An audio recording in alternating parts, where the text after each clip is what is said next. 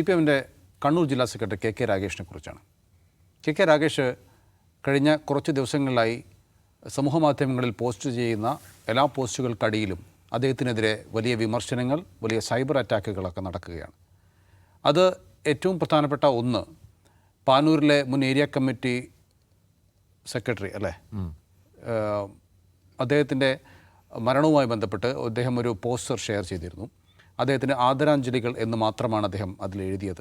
ആ സഖാവിനെക്കുറിച്ച് അധികമൊന്നും എഴുതിയില്ല എന്നാണ് പാർട്ടി അണികളിൽ തന്നെയുള്ള പേര് പോലും എഴുതിയില്ല എന്നാണ് അത്. AV ബാലൻ എന്ന് പറയുന്ന അദ്ദേഹത്തിൻ്റെ ആദ്യം ഒരു ദിവസം അദ്ദേഹം 3 ദിവസം അദ്ദേഹം മരിച്ച ദിവസം അദ്ദേഹത്തിൻ്റെ ഫോട്ടോ ഷെയർ ചെയ്ത്, പേരുള്ള ഫോട്ടോ ഷെയർ ചെയ്ത് ആദരാഞ്ജലികളിൽ നിന്നിട്ട് റോസാപ്പൂവും ഇട്ടിട്ടുണ്ടായിരുന്നു. പിന്നീട് ഇദ്ദേഹത്തിൻ്റെ മൃതദേഹം സന്ദർശിച്ച സമയത്ത് ആദരാഞ്ജലികൾ അർപ്പിക്കുന്ന പടവും അതിന് മുകളിൽ ആദരാഞ്ജലികൾ അല്ലെങ്കിൽ അന്ത്യാഭിവാദ്യങ്ങൾ എന്ന് മാത്രം എഴുതി എന്നുള്ളതാണ് ഈ അണികളുടെ പ്രശ്നം. എന്തുകൊണ്ടാണ് ഈ പാർട്ടിക്ക് വേണ്ടി ഇത്രയും കാലം അധ്വാനിച്ച ഒരു സഖാവിന് വേണ്ടി 2 വരി എഴുതാതിരുന്നത് എന്നുള്ള വിമർശനമാണ് അവർ ഉന്നയിക്കുന്നത്. ഏതായാലും ഇത് ആ ഒരു വിഷയത്തിൽ മാത്രമുള്ള വിമർശനമല്ല, ആ വിഷയത്തിൽ മാത്രമുള്ള ഒരു രോഷമല്ല ഈ അണികൾ പ്രകടിപ്പിക്കുന്നതെന്ന് നമുക്കറിയാം. പ്രൊഫസർ, എന്താണ് ഇത്തരത്തിൽ വിമർശനങ്ങൾ ഏറ്റുവാങ്ങാൻ, സൈബർ അറ്റാക്കൊക്കെ ഏറ്റുവാങ്ങാൻ മാത്രം എന്ത് കുറ്റമാണ് കെ രാഗേഷ് ചെയ്തത്? രാഗേഷ് എന്തെങ്കിലും കുറ്റം ചെയ്തതായിട്ട് എനിക്ക് തോന്നുന്നില്ല. രാഗേഷ് ഇപ്പോൾ അദ്ദേഹത്തിന് ചേരാത്തൊരു പദവിയിലിരിക്കുന്നതിൻ്റെ പ്രശ്നം മാത്രമേ ഉള്ളൂ എന്നാണ് എൻ്റെ പക്ഷം. രാഗേഷ് അവിടെ കണ്ണൂർ ജില്ലാ സെക്രട്ടറി ആയിട്ട് ഇരിക്കേണ്ടവർ അതിന് മാത്രമുള്ള പൊളിറ്റിക്കൽ അക്യൂനെ ഉള്ള ഒരാളാണെന്ന് എനിക്ക് തോന്നിയിട്ടില്ല. അദ്ദേഹം MP ആയിരുന്നിട്ടുണ്ട്, രാജ്യസഭയിൽ MP ആയിട്ട് ഇരുന്നിട്ടുണ്ട്, നല്ല ഇടപെടലുകൾ നടത്തിയിട്ടുണ്ട്. മാത്രമല്ല SFIയിലും DYFIയിലും ഒക്കെ പ്രവർത്തിക്കുന്ന സമയത്ത് സമരരംഗത്തൊക്കെ വളരെ ശക്തമായും സജീവമായിട്ട് നന്നായി ലാംഗ്വേജ് കൈകാര്യം ചെയ്തിട്ടുണ്ട്. ആ നിലയ്ക്കൊക്കെ നല്ല കഴിവുള്ള ഒരു സഖാവാണ്, ഒരു നേതാവാണ്, അതിന് സംശയമില്ല. പക്ഷേ ഇതെന്ന് പറയുന്നത് ഇതിന് ഒരുപാട് തലങ്ങളുണ്ടല്ലോ. ഒരു ജില്ലാ സെക്രട്ടറി ആയിരിക്കും, പ്രത്യേകിച്ച് കണ്ണൂർ നമ്മൾ നോക്കണം. CPMന് ഇത്രയും നല്ല വേരോട്ടമുള്ള ഒരു ജില്ലയിൽ പലതരത്തിൽ ഇതുപോലെ ഒരുപാട് സഖാക്കൾ എത്രയോ കാലം കൊണ്ട് പലതരത്തിലും ജീവൻ കൊടുത്തും രക്തം കൊടുത്തും ഒക്കെ പോരാടിയിട്ടുള്ള ഒരു പ്രദേശത്ത് അതിൻ്റെ സെക്രട്ടറി ആയിരിക്കുന്ന ഒരാൾ കാണിക്കേണ്ട ഒരു ഭയങ്കരമായ എന്താ പറയുക, ഒരു പക്വതയുണ്ട്.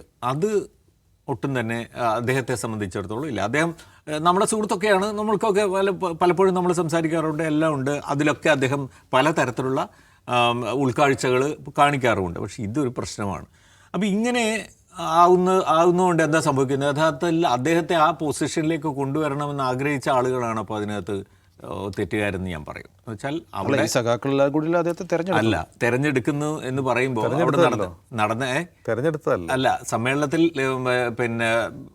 അദ്ദേഹം മാറിയതിന് ശേഷമല്ലേ MP ജയരാജൻ, അതെ, MP ജയരാജനെ പൊളിറ്റിക്കൽ സെക്രട്ടറി ആക്കുന്ന സമയത്താണ് ഇദ്ദേഹത്തെ കൊണ്ടുവരുന്നത്. ഞാൻ പറയുന്നത് അതിനകത്ത് എന്ത് തന്നെയായാലും അതിനകത്ത് പിണറായി വിജയനൊരു റോൾ ഉണ്ടായിരുന്നു എന്നുള്ളതാണ് നമുക്ക് മനസ്സിലാക്കാൻ കഴിയുന്നത്. അപ്പോൾ അങ്ങനെ അത് ആ സമയത്ത് തന്നെ എതിർക്കപ്പെട്ടതായിട്ടും അതിനോട് യോജിപ്പില്ലാത്ത ഒരുപാട് പേര് അവിടെ ഉണ്ടായിരുന്നു എന്നുള്ളതും ജില്ലാതലത്തിൽ തന്നെ ഉണ്ടായിരുന്നു എന്നുള്ളതൊക്കെയാണ് പറഞ്ഞു കേട്ടില്ല. നമുക്ക് ഇതിനകത്തൊന്നും തെളിവൊന്നും പറയാൻ പറ്റില്ല, പക്ഷെ അങ്ങനെ ഉണ്ടായിരുന്നു എന്നുള്ള അത് പിന്നീട് അങ്ങോട്ട് കണ്ണൂർ ജില്ലയിലെ പ്രവർത്തനങ്ങൾ ഒരുപാട് ബാധിച്ചിട്ടുണ്ട് എന്ന് ആ ജില്ലയിലെ പല ആളുകൾക്കും അഭിപ്രായമുണ്ട്, സഖാക്കൾക്ക് തന്നെ അഭിപ്രായമുണ്ട്. അത് എവിടെ എത്തിച്ചേർന്നു എന്ന് ചോദിച്ചു കഴിഞ്ഞാൽ എല്ലാം മുകൾ തട്ടിൽ നിന്ന് ഏറ്റുവാങ്ങുന്ന ഒരു നിലയിലേക്ക് മാത്രം. എന്താണ് സംസ്ഥാന തലത്തിൽ അല്ലെങ്കിൽ സംസ്ഥാന കമ്മിറ്റിയിൽ നിന്ന് MV ഗോവിന്ദനിൽ നിന്ന് പിണറായി വിജയനിൽ നിന്ന് ഒക്കെ കിട്ടുന്നത്, അതുമാത്രമാണ് ഇവിടെയും ഞാനും ചെയ്യേണ്ടത് അല്ലെങ്കിൽ ഞാൻ പറയേണ്ടത് എന്നുള്ള ഒരു സ്ഥിതിയിലേക്ക് കെ രാഗേഷ് എത്തി എന്ന് വേണമെങ്കിൽ പറയാം. അത് കാരണം ഉണ്ടാകുന്ന ഒരു പ്രശ്നം എന്താണെന്ന് വെച്ച് കഴിഞ്ഞാൽ ആ ജില്ലയെ സംബന്ധിച്ചിടത്തോളം അവിടെ ഒരു ഓർഗാനിക്കായിട്ടുള്ള ലീഡറായിട്ട് നിൽക്കേണ്ട ഒരാൾ അങ്ങനെയല്ല, ആരൊക്കെയോ പറയുന്ന കാര്യങ്ങൾ ചെയ്യുക എന്നുള്ളത്. നമ്മൾ ഈ സമീപകാലത്ത് അദ്ദേഹത്തിൽ നിന്ന് വന്ന പ്രസ്താവനകളും കാര്യങ്ങളും ഒക്കെ നോക്കിക്കഴിഞ്ഞാൽ അറിയാം. എല്ലാം എന്താ പറയുക, ഒരു പ്രത്യേക കേന്ദ്രത്തിൽ നിന്ന് വരുന്ന സാധനങ്ങൾ അദ്ദേഹം ഏറ്റു പറയുന്ന തരത്തിലുള്ളൊരു സംഗതിയാണ്. ഇപ്പോൾ PK ശ്യാമളയെ സ്ഥാനാർത്ഥിയാക്കുന്നതുമായിട്ട് ബന്ധപ്പെട്ട് ജില്ലാ കമ്മിറ്റിക്കാണ് തെറ്റുപറ്റിയത്, ജില്ലാ കമ്മിറ്റി അത് സ്വയം വിമർശനപരമായി വിലയിരുത്തി, അത് സംസ്ഥാന നേതൃത്വം അംഗീകരിച്ചു എന്നാണല്ലോ MP ഗോവിന്ദൻ പറഞ്ഞിരിക്കുന്നത്. അതിനെ എതിർത്തുകൊണ്ട് ഇന്നലെ TK ഗോവിന്ദൻ പറഞ്ഞൊരു കാര്യമുണ്ട്, MLA പറഞ്ഞൊരു കാര്യമുണ്ട്. എന്താണ് ഈ നിർദ്ദേശം അവിടെ വന്നിട്ടുണ്ടെങ്കിൽ അത് കെ രാഗേഷ് അങ്ങനെ ഒരു നിർദ്ദേശം വച്ചു, ജില്ലാ കമ്മിറ്റിയിൽ നിർദ്ദേശം വെച്ചു, ജില്ലാ സെക്രട്ടേറിയറ്റിൽ നിർദ്ദേശം വെച്ചുവെങ്കിൽ അത് ആരോടൊക്കെ അഭിപ്രായം ചോദിച്ചിട്ടാണ്, ആരുടെ അഭിപ്രായം തേടിയിട്ടാണ് അങ്ങനെ ഒരു നിർദ്ദേശം വെച്ചത് അത് നമുക്കറിയില്ല. അപ്പോൾ അത് എവിടുന്നോ വന്നു എന്ന് വെച്ചാൽ സ്വാഭാവികമായിട്ട് നമുക്ക് പ്രതീക്ഷിക്കാവുന്ന പോലെ എം പി ഗോവിന്ദനിൽ നിന്ന് വരുന്ന രീതിയിൽ അല്ലെങ്കിൽ സംസ്ഥാന നേതൃത്വത്തിൽ നിന്ന് വരുന്ന രീതിയിലാണ് എന്നെ കാണേണ്ടത്. അപ്പോൾ സ്വന്തം നിലക്കുള്ള ഇനി അഥവാ ആ കമ്മിറ്റിയിൽ ഇപ്പോൾ അവർ പറഞ്ഞത് പ്രകാരമാണെങ്കിൽ, ടി കെ ഗോവിന്ദൻ പറഞ്ഞത് പ്രകാരമാണെങ്കിൽ ഒരാളൊഴികെ, ജില്ലാ സെക്രട്ടേറിയറ്റിൽ ഒരാളൊഴികെ ബാക്കി എല്ലാവരും ആ തീരുമാനത്തെ എതിർത്തിരുന്നു. അപ്പോൾ അങ്ങനെ എന്നിട്ട് പോലും ആ തീരുമാനം നടപ്പാകുന്ന രീതിയിലേക്ക് ആണ് പോയത്. അവിടെ ഒരു ജില്ലാ സെക്രട്ടറി എന്ന നിലയിൽ കെ രാഗേഷ് ഇല്ലാതാവുകയാണ് ചെയ്യുന്നത്. അങ്ങനെയാണെങ്കിൽ, അതാണ് സത്യമെങ്കിൽ. അപ്പം അങ്ങനെ ഒരാളെക്കുറിച്ച് താഴെത്തട്ടിൽ സഖാക്കൾക്ക് പരാതികളും പ്രശ്നങ്ങളും വിമർശനങ്ങളും ഉണ്ടെങ്കിൽ നമ്മൾ അത് കാണണം. അതിനകത്തൊരു ഒരു കാമ്പുണ്ട് എന്ന് കാണണം. ഇപ്പോൾ ഈ പറഞ്ഞ കാര്യം, ഇപ്പോൾ ആദരാഞ്ജലികൾ എന്ന് പറഞ്ഞൊരു സംഗതി, അവിടെ അത്രയും ആ പാനൂർ ഏരിയയിൽ അത്രയും ആളുകൾക്ക് അത്രയും പ്രിയപ്പെട്ട ഒരു സഖാവ് മരിക്കുന്നു, ഇങ്ങനെ ഒരു പോസ്റ്റ് ഇടുന്നു എന്ന് പറയുമ്പോൾ, ഇപ്പോൾ പ്രധാനപ്പെട്ട നേതാക്കൾ മരിച്ചു കഴിഞ്ഞാൽ സംസ്ഥാന സെക്രട്ടറി വിശദമായ പോസ്റ്റുകൾ ഇടാറുണ്ട്. മുമ്പൊക്കെ ലേഖനങ്ങൾ എഴുതും അല്ലെങ്കിൽ പോസ്റ്റ് ഇടാറുണ്ട്, അങ്ങനെയൊക്കെ ചെയ്യാറുണ്ട്. അപ്പോൾ ഓരോ തട്ടിലും അതിനുള്ള ചുമതലപ്പെട്ട ആളുകൾ അത് ചെയ്യും, അവരെ അനുസ്മരിക്കുക എന്ന് പറയുന്നത് ഈ പാർട്ടിയുടെ ഒരു പ്രധാനപ്പെട്ട കാര്യമാണ്. അവിടെയാണ് ഈ പടം മാത്രം ഇട്ടിട്ട് ഒരു ആദരാഞ്ജലികൾ എന്ന് പറഞ്ഞ ഒരു സാധനം ഇട്ട് സഖാക്കൾക്ക് നോവും. അതിനകത്ത് തർക്കമൊന്നുമില്ല. അത് അവരത് പ്രകടിപ്പിക്കുന്നുണ്ടെങ്കിൽ അതിനകത്ത് യാതൊരു തെറ്റുമില്ല എന്നാണ് എൻ്റെ അഭിപ്രായം. ഇതെല്ലാം രാഗേഷ് ഉൾക്കൊള്ളേണ്ടത് അദ്ദേഹത്തിൻ്റെ ഇത്രയും കാലത്തെ പ്രവർത്തന പാരമ്പര്യം വെച്ച് സ്വയം വിമർശനപരമായി അദ്ദേഹം ഉൾക്കൊള്ളണം എന്നാണ് എൻ്റെ അഭിപ്രായം. അതിന് സഖാക്കളെ കുറ്റം പറഞ്ഞിട്ട് ഒരു കാര്യമില്ല. പക്ഷെ അതേസമയം ആക്ഷേപകരമായ രീതിയിലേക്ക് പോകുന്നത് വളരെ മോശമാണ്. അതിപ്പോൾ എതിരാളികൾക്ക് എതിരെ ഈ ആക്ഷേപകരമായ കാര്യങ്ങൾ പറഞ്ഞ് ശീലമുള്ള ആളുകൾക്ക് സ്വന്തം നേതാവിനെക്കുറിച്ച് പറയുമ്പോഴും അതങ്ങനെ ആയിപ്പോകുന്നു. എന്ത് ചെയ്യാൻ പറ്റും? അതിനുശേഷം അദ്ദേഹം പോസ്റ്റ് ഇട്ടിട്ടുണ്ട്. അതിലൊന്ന് പി കെ കുഞ്ഞനന്ദൻ്റെ സ്മരണ ദിനത്തിൽ അദ്ദേഹത്തിനെ കുറിച്ച് അല്പം വിശദീകരിച്ച് എഴുതിയിട്ടാണ് അദ്ദേഹം പോസ്റ്റ് ഇട്ടിരിക്കുന്നത്. അതിനുശേഷം അദ്ദേഹം ഫുട്ബോൾ ലോകകപ്പിൻ്റെ പോസ്റ്റ് ഇട്ടു. അതിന് താഴെ പാർട്ടിക്ക് പ്രസവവേദന, സഖാവിന് വീണവായന എന്നൊക്കെ പറഞ്ഞുള്ള കമൻറ്റുകളൊക്കെ ഉണ്ട്. അതിനുശേഷം അദ്ദേഹം വേറെ 3 സഖാക്കൾക്കുള്ള സ്മരണ അദ്ദേഹം ടി പി രവീന്ദ്രൻ, കൊച്ചമ്മി അബൂബക്കർ എന്നീ 2 സഖാക്കൾക്കുള്ള ഓർമ്മ ദിനത്തിനും അദ്ദേഹം പോസ്റ്റ് ഇടുന്നുണ്ട്. അതിലും അദ്ദേഹം ഈ റോസാപ്പൂവാണ് പ്രധാനമായും ഉപയോഗിച്ചിട്ടുള്ളത്. അപ്പോൾ ഏതായാലും ഈ കെ രാഗേഷ് എന്ന് പറയുന്ന വ്യക്തി, ഇപ്പോൾ നമുക്ക് ഈ തെരഞ്ഞെടുപ്പ് അവലോകനവുമായി ബന്ധപ്പെട്ടിട്ട് അദ്ദേഹത്തിൻ്റെ ഒരു പ്രസ്താവന അവിടെ പ്രസക്തമാണല്ലോ. അതായത് മതം നോക്കി വോട്ട് പിടിച്ചതാണ് ഇവിടെ തെരഞ്ഞെടുപ്പ് തോൽക്കാനുള്ള കാരണമെന്നൊക്കെ അദ്ദേഹം പറയുകയും ചെയ്യുന്നുണ്ട്. അപ്പോൾ അദ്ദേഹത്തിൻ്റെ വിശകലനങ്ങൾ കൂടി ജനങ്ങൾ ഏറ്റെടുക്കുന്നില്ല എന്നതിൻ്റെ ഒരു സൂചനയാണോ ഈ കമൻറ്റുകളൊക്കെ? കെ രാഗേഷ് പാർട്ടി തലത്തിലും ജനപ്രതിനിധി എന്ന നിലയിലൊക്കെ പ്രവർത്തിച്ചിട്ടുണ്ട്. ഇപ്പോൾ രാജ്യസഭാ മെമ്പറായിരുന്നു, നല്ല പെർഫോമൻസ് കാഴ്ച ഒരാളാണ്, നല്ല അറ്റൻഡൻസ് ഉണ്ടായിരുന്നു, ചർച്ചയിൽ ഇടപെട്ട് സംസാരിക്കുന്ന ഒരാളായിരുന്നു, പൊതുവെ സൗമ്യനായിട്ടുള്ളൊരു CPM നേതാവാണ്.